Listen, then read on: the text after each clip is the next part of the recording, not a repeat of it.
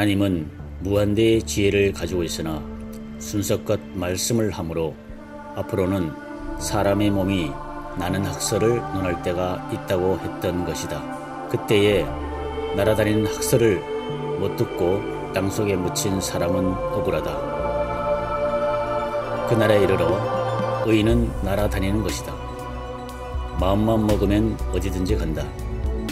동화 같은 이야기지만 앞으로 그런 날이 꼭 오는 것이다. 그때는 사람의 몸이 난다고 하였지만 말씀을 듣기 전에는 아무려면 사람이 날 수가 있을까?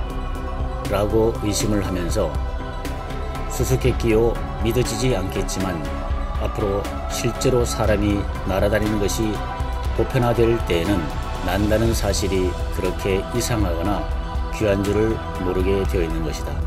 사람이 누구든지 날아다니고 싶어하고 마음먹는 대로 되고 싶어한다.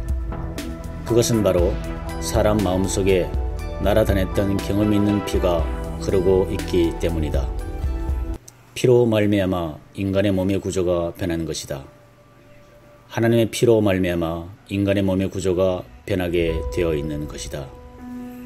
그런 거로 이루어지는 세계에서는 화장실이 없고 시간과 공간이 없으며 인간의 옷을 입지 아니하고 화려하고 찬란한 빛이 나는 옷을 입게 되어 있다. 이루어지는 세계에서는 사람의 몸은 위장도 없고 모든 인간의 구조가 없는 것이다.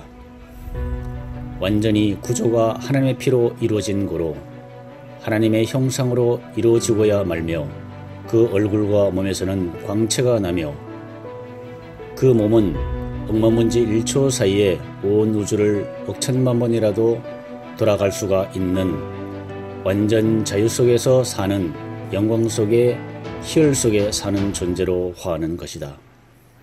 그런 거로 여러분들이 여기저기 비행 접시가 나타난다. 그러나 사람이 가까이 가면 아주 멀리 도망을 간다. 이것은 하늘에 사람이 바라는 광선을 줄여서 수억 천만 배 줄여서 인간 사회에 가까이 가 보려고 해 보았지만 가까이 가게 되면 그 빛으로 말미암아 도저히 볼 수가 없을 뿐만 아니라 가까이 올 수도 없는 거로 완전히 빛의 몸으로 인간에게 가까이 가 보려고 했지만 안 되었다는 것이다.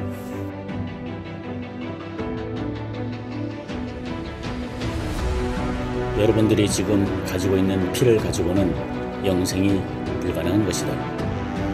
마지막 날에는 그 피가 그대로 있을 수가 없는 것이다. 피가 변함으로 현재 몸 구조를 가지고는 영원히 살 수가 없는 것이다. 현재 가지고 있는 피도 없어지며 몸도 변함으로 심장도, 위장도, 간도, 폐도 있을 수가 없으며 그것 가지고는 영생이 안 된다. 왜냐하면 이 모든 인간의 구조와 기관이 마귀의 영이 들어온 후 마귀의 기관이요 마귀의 몸이 되어버렸기 때문이다. 즉 마귀는 사망의 신이므로 전체 우리 몸의 신초 구조로는 늙어지고 사망할 수밖에 없는 구조요 기관이므로 이 모든 모습 그대로 가지고는 영생을 할 수가 없는 것이다. 그러면 하나님과 그 영원한 세계에서는 밥을 먹겠는가? 안 먹겠는가? 또 화장실이 필요하겠는가?